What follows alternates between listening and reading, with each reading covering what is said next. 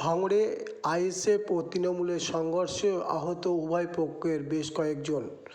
ভাঙড় ১ নম্বর ব্লকের মাধবপুর থানার বিবি রাইট এলাকায় আইএসএফ ও তৃণমূলের সংঘর্ষে আহত উভয় পক্ষের বেশ কয়েকজন। ঘটনার সূত্রপাত একটি গাড়ির সাইড দেওয়াকে কেন্দ্র করে বচসা, আর সেই বচসার জেরে আইএসএফ ও তৃণমূল কর্মী সমর্থকদের মধ্যে সংঘর্ষ হয়। মহিলা সহ আহত হয়েছে উভয় পক্ষের বেশ কয়েকজন। আইএসএফের অভিযোগ, একটি বোলেরো পিকআপ গাড়ির সাইড দেওয়া নিয়ে প্রথমে বচসা সৃষ্টি হয়, তারপর তৃণমূল কংগ্রেসের কর্মী সমর্থকরা এসে আইএসএফ কর্মী সমর্থকদের মারধর করে।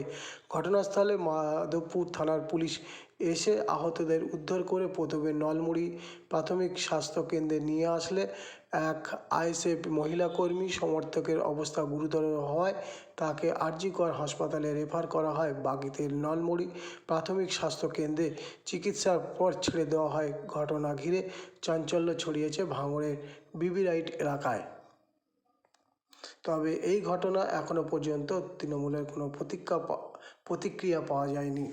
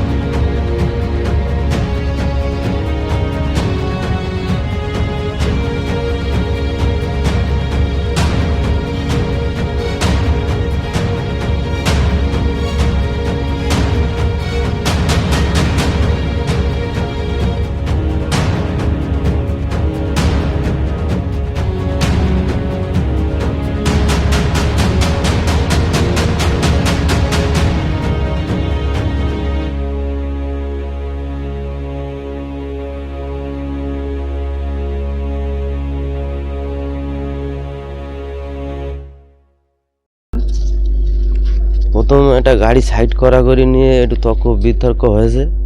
তারপরে কোনো কথা না, এসি পরে এসে মুখে ঘুষি মেরেছে। মারির পরে আমার মা গিয়ে ঠেকাতে গিয়েছে।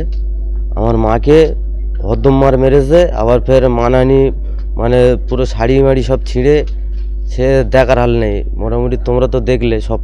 কি কারণে মারলো আর কারা মারলো? কী কারণে মারলো কোনো কারণ ছিল না।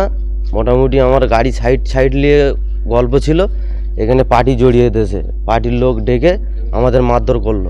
কোন পার্টির লোক? টিএমসি পার্টির লোক। আপনারা কোন দল করেন? আমরা ভাইজান করি, কিন্তু এটা কোনো পার্টির ঝামেলা ছিল না, এতে পার্টি জড়িয়ে দিয়েছে। কারা জড়িয়েছে টিএমসির নেতারা। কজন আহত হয়েছে আপনাদের? আহত হয়েছে 8-10 জনের মতন আহত হয়েছে। কি নাম আপনার? বাবলু মোল্লা, কোথায় বাড়ি? বিবি রাইট। কি হয়েছে ঘটনা? দেখুন, আজকে মোটামুটি কিছুক্ষণ আগে আমাদের বিবি রাইট গ্রামে, ভাঙড় 1 নম্বর ব্লকের নারায়ণপুর অঞ্চলের বিবি রাইটের গ্রামে একটা গাড়ি নিয়ে পাশ দেওয়া নিয়ে একটা প্রবলেম। কি গাড়ি? একটা বোলেরো পিকআপ গাড়ি নিয়ে সেখানে দেখতে পেয়েছি আমরা যে তৃণমূলের কিছু দুষ্কৃতী আমাদের আইএসএফদের বাড়ি গিয়ে হামলা করে মারধর করেছে। এটা কোনো রাজনৈতিক ম্যাটার না, তারপরেও রাজনৈতিক হিংসায় জড়িয়ে গিয়ে আমাদের বাড়িতে ঢুকে মা বোনদের এবং আমাদের যারা আইএসএফের নেতৃত্ব তাদের বাড়িতে গিয়ে বেধড়ক মারধর করেছে এই তৃণমূলের দুষ্কৃতীরা। আমরা এতটুকু বলতে চাই, আমাদের মাধবপুর থানার আন্ডারেই পড়ে সম্ভবত আমাদের নারায়ণপুর অঞ্চল। আমরা প্রশাসনের কাছে আমাদের আবেদন থাকবে, আপনারা সঠিক যাচাইটা করুন, তদন্ত করুন। যেটা সামনে উঠে আসবে, যে সত্যটা উঠে আসবে, সেটার দিকে তাকিয়ে বিষয়টা দেখবেন। আর দ্বিতীয় কথা হলো এই যে আমরা যদি রাজনৈতিকভাবে আমাদের কাছে পেরে ওঠে না, যখন রাস্তার সমস্যা নিয়ে আমাদের সঙ্গে যখন এত কিছু করছে, আমরাও কিন্তু চুপচাপ চুরি পড়ে আমরাও বসে নেই। আমরাও কিন্তু রাজনীতি হিংসায় জড়িয়ে পড়তে পারি, কিন্তু আমাদের নওশাদ সিদ্দিকী শেখায় না, সে কারণে এখনও চুপচাপ আমরা আছি। যদি মনে করে আমাদের দুর্বল, তাহলে ভুল ভাবছে।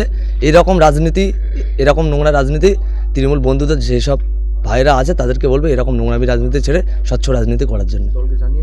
দলকে জানিয়েছি বিষয়টা। নওশাদ সিদ্দিকী ভাইজান আমার দলের বিধায়ক, তিনি রবিবার সকালে যেসব ফ্যামিলির মানে গার্জেনদেরকে বা মহিলাদের যাদেরকে মারধর করেছে তাদের সঙ্গে তিনি আসবেন, এসে দেখে যাবেন।